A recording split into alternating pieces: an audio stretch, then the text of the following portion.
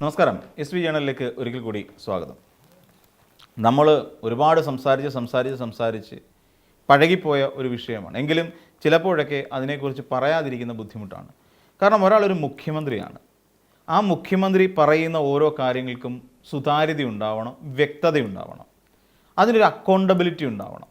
അതോടൊപ്പം ഒരു മുഖ്യമന്ത്രി ചെയ്യുന്ന ഏതൊരു പ്രവൃത്തിക്കും ഒരു സുതാര്യത ഉണ്ടാവണം എന്നുള്ളതാണ് അതിൻ്റെ ഒരു ഇത്. കാരണം വേറൊന്നുമല്ല, ഇപ്പോൾ കേരളത്തിലെ ഒരു മുഖ്യമന്ത്രി മാധ്യമങ്ങളെ അഭിമുഖീകരിക്കുമ്പോൾ കേരളത്തിലുള്ള ഈ പറയുന്ന ചെറിയ മാധ്യമങ്ങൾക്ക് അപ്പുറത്തേക്ക്, അതൊക്കെ മലയാള മാധ്യമങ്ങളെ കൂടാതെ മറ്റ് ദേശീയ മാധ്യമങ്ങളുടെ പ്രതിനിധികൾ കൂടി പങ്കെടുക്കുന്നുണ്ട് എന്നുള്ള കാര്യം നമ്മുടെ മുഖ്യമന്ത്രി ഒന്ന് മനസ്സിലാക്കിയിരിക്കുന്നത് നല്ലതാണ് എന്ന് തോന്നുന്നു. കാരണം ഈ നമ്മുടെ മുഖ്യമന്ത്രി ഇവിടെ ഇരുന്നുകൊണ്ട് പറയുന്ന പല ബെഡായികളും അല്ലെങ്കിൽ പല കാര്യങ്ങളും ദേശീയ തലത്തിൽ ചർച്ചയിലേക്ക് വരാനുള്ള സാധ്യത വളരെ കൂടുതലാണ്. അല്ലെങ്കിൽ ദേശീയ തലത്തിൽ പോലും ഒരു വാർത്ത എന്നുള്ള നിലയിലേക്ക് എത്തുന്നു എന്നുള്ളത് നമ്മൾ മനസ്സിലാക്കണം. ഉദാഹരണമായി പറഞ്ഞാൽ, നമ്മുടെ ഈ കഴിഞ്ഞ ദിവസം നടന്ന ഹെലികോപ്റ്റർ യാത്ര, അതായത് 31-ാം തീയതി നടന്ന കുറച്ച് ദിവസമായെങ്കിൽ തന്നെയും അദ്ദേഹം നടത്തിയ ഈ ഹെലികോപ്റ്റർ യാത്രയുടെ അലയൊലികൾ ഇപ്പോഴും കെട്ടടങ്ങിയിട്ടില്ല എന്നുള്ളതാണ് വാസ്തവം.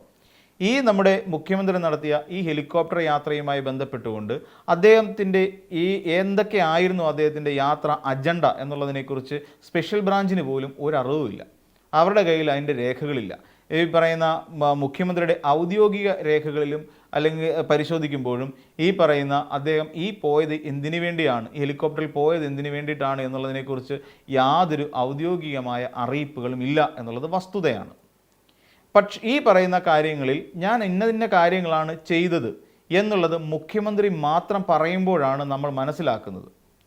അതായത് മുഖ്യമന്ത്രി അതുമായി ബന്ധപ്പെട്ടുകൊണ്ട് എന്ത് പറഞ്ഞാലും അത് തൊണ്ട തൊടാതെ വിഴുങ്ങണം എന്ന് പറയുന്നൊരവസ്ഥയുണ്ടല്ലോ, അതാണ് അക്ഷരാർത്ഥത്തിൽ നമ്മളുടെ മാധ്യമങ്ങളുടേത്.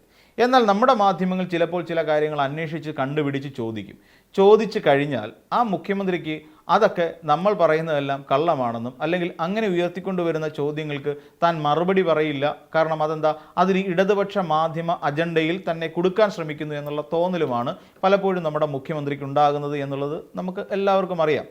പിന്നീട് ആ മാധ്യമ പ്രവർത്തകരോട് കലിപ്പായി, പുച്ഛം കലർന്ന സംസാരമായി, ചിരിയായി എന്ന് വേണ്ട, മറുപടി പറയില്ല എന്ന് വാശിയായി. അതുമല്ലെങ്കിൽ താങ്കൾ കയറി ഇവിടെ വന്നിരുന്ന് പ്രസംഗിച്ചോളൂ എന്ന് പറയുന്ന തരത്തിലേക്ക് വരെ കാര്യങ്ങൾ എത്തിച്ചേരുന്നു. ഒരു നാടിനെ മുഴുവൻ അപമാനിക്കുന്ന തരത്തിലിരുന്നു കൊണ്ട് മാധ്യമ സമ്മേളനത്തിൽ ഇരുന്നു കൊണ്ട് തൊഴുതു പിടിച്ച കൈകളുമായി ഭക്ഷണം കഴിക്കുന്നത് തെറ്റാണെന്ന് എനിക്ക് അറിയില്ലായിരുന്നു എന്ന് പറയുന്ന അത്തരത്തിലുള്ള ഒരു വികട രീതി തന്നെ ഒരു മുഖ്യമന്ത്രിയുടെ ശരീരഭാഷയ്ക്ക് ഉതകുന്നതല്ല, യോജിക്കുന്നതേ അല്ല. അത് മുഖ്യമന്ത്രി മനസ്സിലാക്കേണ്ടതുണ്ട്. അപ്പോൾ അത് പറഞ്ഞു വരുന്നതിന് ചുരുക്കി പറഞ്ഞാൽ, ഇത്തരം കാര്യങ്ങളിൽ മുഖ്യമന്ത്രി കുറച്ചുകൂടെ ശ്രദ്ധ പുലർത്തണം. ഇത്തരം കാര്യങ്ങൾ വളരെ കാര്യമായി തന്നെ നമ്മുടെ ദേശീയ മാധ്യമങ്ങളിൽ ഇതുപോലെ തന്നെ വാർത്തകൾ വരും. ആ വാർത്തകളിൽ നാണം കെടാൻ പോകുന്നത് VD സതീശൻ എന്ന് പറയുന്ന മുഖ്യമന്ത്രിക്ക് ഒപ്പം കേരളം എന്ന് പറയുന്ന ഒരു സംസ്ഥാനവും 75 വർഷം പൈതൃകമുണ്ട്, ലെഗസിയുണ്ട് എന്ന് അവകാശപ്പെടുന്ന കോൺഗ്രസ് എന്ന് പറയുന്ന രാഷ്ട്രീയ പാർട്ടിയുമാണ്.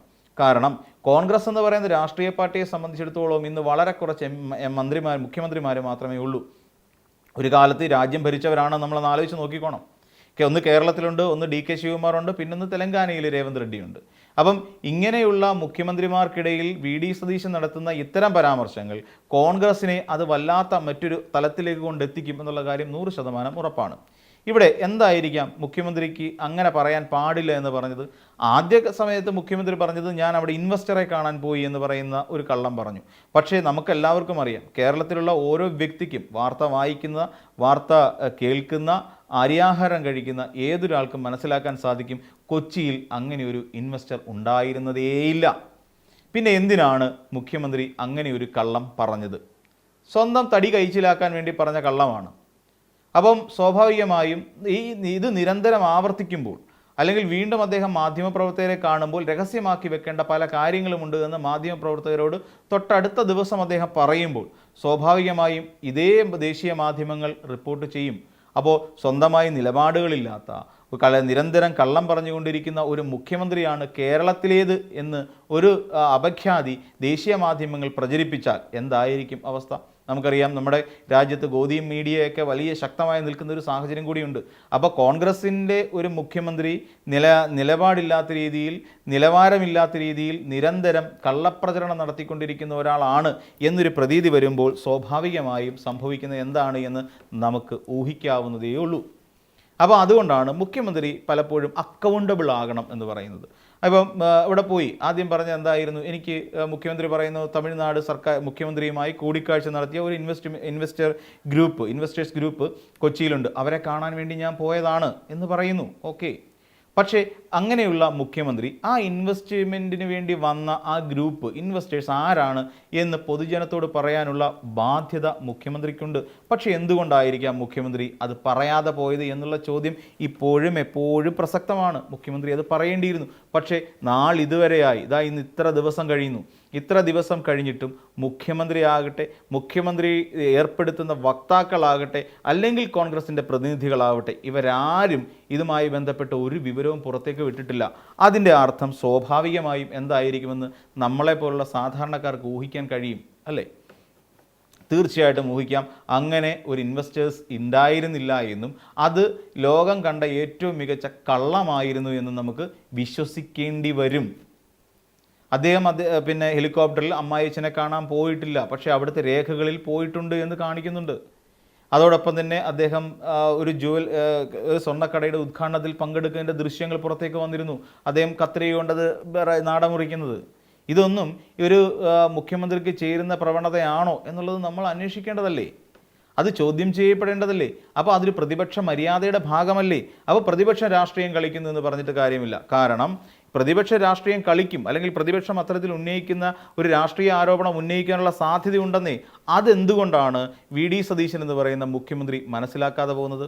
ഇനി ഈ വി ഡി സതീശൻ എന്ന് പറയുന്ന മുഖ്യമന്ത്രിയെ സംബന്ധിച്ചിടത്തോളം അദ്ദേഹത്തിൻ്റെ അക്കൗണ്ടബിലിറ്റി ഇല്ല, ഒരു സുതാര്യതയില്ല, ട്രാൻസ്പെറൻസി ഇല്ല എന്നുള്ള കാര്യം ഏറെക്കുറെ മലയാളിക്ക് ബോധ്യപ്പെട്ടു കഴിഞ്ഞു. അദ്ദേഹം നടത്തുന്ന പല കാര്യങ്ങളും ദുരൂഹമാണ്, സംശയമൊന്നുമില്ല. അതിലാദ്യം അദ്ദേഹം മുഖ്യമന്ത്രി ആകുന്നതിന് മുൻപായി, തെരഞ്ഞെടുപ്പിൻ്റെ റിസൾട്ട് വരുന്നതിന് മുൻപായി അദ്ദേഹം നടത്തിയ മംഗലാപുരം യാത്രയെക്കുറിച്ചും അതും ചാർട്ടേഡ് ഫ്ലൈറ്റിൽ നടത്തിയ യാത്രയെക്കുറിച്ചും ഇതുവരെ മലയാളിക്ക് കാര്യങ്ങൾ ബോധ്യപ്പെട്ടിട്ടേയില്ല. പകൽ പോലെ ഒന്നും വ്യക്തമല്ല എന്നർത്ഥം. എന്തിനാണ് മംഗലാപുരത്തേക്ക് പോയത്, ആരുമായിട്ടാണ് കൂടിക്കാഴ്ച നടത്തിയത് തുടങ്ങി ഒരു വിവരങ്ങളും സത്യം പറഞ്ഞാൽ വി ഡി സതീശൻ്റെതായി പുറം ലോകത്തെത്തിയിട്ടില്ല. മാധ്യമങ്ങളിൽ ചോദിക്കുമ്പോൾ അതിൽ നിന്ന് വളരെ തന്ത്രപരമായി ഒഴിഞ്ഞു മാറുന്ന ഒരു വി ഡി സതീശനെയാണ്, അല്ലെങ്കിൽ ഒരു മുഖ്യമന്ത്രിയാണ് നമ്മൾ പലപ്പോഴും മാധ്യമ സമ്മേളനങ്ങളിൽ നമ്മൾ കാണുന്നത്. അപ്പോൾ ഒരു അക്കൗണ്ടബിലിറ്റി ഇല്ല. അപ്പം ഇവിടുത്തെ കോൺഗ്രസ്സുകാരെ സംബന്ധിച്ചിടത്തോളം അവരനുഭവിക്കുന്നൊരു ഫ്രസ്ട്രേഷൻ ഒന്ന് ആലോചിച്ച് നോക്കൂ. ഇവിടെ നമുക്കറിയാം, ചാനൽ ചർച്ചകളിൽ ഓരോ വിഷയവുമായി ബന്ധപ്പെട്ടുകൊണ്ടും ചാനൽ ചർച്ചകളിലേക്ക് ഓരോ കോൺഗ്രസ് പ്രതിനിധികൾക്കും പോകേണ്ടി വരുന്നുണ്ട്. മാധ്യമപ്രവർത്തകർ കൺമുമ്പിൽ എത്തി നിൽക്കുന്ന സമയത്ത് മാധ്യമപ്രവർത്തകർ ചോദിക്കുന്ന ചോദ്യങ്ങൾക്ക് മറുപടി പറയാനുള്ള ഉത്തരവാദിത്വം ആ പാവപ്പെട്ട കോൺഗ്രസ് പ്രതിനിധികൾക്കുണ്ട്. അവരൊക്കെ എത്രത്തോളം ഫ്രസ്ട്രേറ്റഡ് ആണെന്ന് ആലോചിച്ച് നോക്കിക്കോളൂ. അവരെന്താണ് പറയേണ്ടത്? ഞങ്ങളുടെ മുഖ്യമന്ത്രി ഇൻവെസ്റ്റേഴ്സിനെ കണ്ടു. അപ്പോൾ സ്വാഭാവികമായും അടുത്ത ചോദ്യം, ആരെയാണ് കണ്ടത്? അത് നിങ്ങൾക്കറിയുമോ? ഈ ചോദ്യത്തിന് അവരെന്ത് ചെയ്യും? ഈ അന്തരീക്ഷത്തിൽ നിന്നൊരു ഉത്തരവെടുത്ത് അവർക്ക് അറിയാൻ പറ്റുമോ? അദാനിയെന്നോ അംബാനിയെന്നോ ഇനി അതല്ല ലുലു ഗ്രൂപ്പെന്നോ എന്തെങ്കിലും പറഞ്ഞ് അവർക്ക് രക്ഷപ്പെടാൻ പറ്റുമോ? രത്തൻ ടാറ്റയെന്നോ ഒക്കെ പറയാം, അല്ലെങ്കിൽ ടാറ്റ ഗ്രൂപ്പെന്നോ അങ്ങനെ എന്തെങ്കിലും അവർക്ക് പറയാൻ പറ്റുമോ? ഒന്നും പറയാൻ പറ്റില്ല. അപ്പോൾ അതൊരു വലിയ പ്രതിസന്ധിയായി മാറി നിൽക്കുന്നു. അദ്ദേഹം നടത്തിയിട്ടുള്ള ഈ PM ശ്രീ പദ്ധതിയുമായി ബന്ധപ്പെട്ട് അദ്ദേഹം നടത്തിയിട്ടുള്ള ഒളിച്ചു കളികളെക്കുറിച്ച് മാധ്യമങ്ങൾ ഇവിടുത്തെ കോൺഗ്രസ്സുകാരോട് ചോദിച്ചാൽ അവരെന്ത് പറയും? PM ശ്രീയെ പിന്തുണയ്ക്കുമെന്ന് പറയണോ? അതല്ല PM ശ്രീയിൽ ഞങ്ങൾ പിന്തുണയ്ക്കില്ല എന്ന് പറയണോ? അതോ പഴയ PM ശ്രീ അല്ല ഇപ്പോഴത്തെ PM ശ്രീ എന്ന് പറയണോ? ഇതൊന്നും അറിയാൻ വയ്യാത്ത ഒരു തലത്തിലേക്ക്, ഒരു വലിയ ഫ്രസ്ട്രേഷനിലേക്ക്, പ്രതിരോധത്തിലേക്ക് സത്യത്തിൽ നമ്മുടെ ഇവിടുത്തെ കോൺഗ്രസ് പ്രവർത്തകർ തരംതാണു പോകുന്നത് കാണുമ്പോൾ വിഷമം തോന്നാറുണ്ട്. സത്യത്തിൽ എന്തിനാണ് മിസ്റ്റർ മുഖ്യമന്ത്രി താങ്കൾ ഇങ്ങനെ അക്കൗണ്ടബിലിറ്റി ഇല്ലാതെ, ഒരു ട്രാൻസ്പെറൻസി ഇല്ലാതെ നിരന്തരം ഓരോ കാര്യങ്ങൾ പറഞ്ഞുകൊണ്ട് സ്വന്തം പാർട്ടിയിൽപ്പെട്ടവരെ പോലും ഇങ്ങനെ പ്രതിരോധത്തിലാക്കുന്നത്? അവരെ എന്തിനാണ് ഇങ്ങനെ ഫ്രസ്ട്രേറ്റഡ് ആക്കുന്നത്? അവർക്കുമില്ലേ അഭിമാനം? അവർക്കുമില്ലേ ഒടിയാത്ത ഖദർ? അവർക്കുമില്ലേ ചില സത്യങ്ങളൊക്കെ തുറന്നു പറയണമെന്നുള്ള ആഗ്രഹങ്ങളും? അവരുടെ അത്തരത്തിലുള്ള അവകാശങ്ങളെ മാനിപ്പിച്ചുകൊണ്ടെങ്കിലും പ്രിയപ്പെട്ട മുഖ്യമന്ത്രി അങ്ങ് പറയുന്നതിൽ ഒരു സുതാര്യത കൊണ്ടുവരാൻ ശ്രമിക്കുക. ഒരു കള്ളം തന്നെ നിരന്തരം പറയാനും ശ്രമിക്കുക. മറ്റൊരു വീഡിയോയുമായി നമുക്ക് വീണ്ടും കാണാം.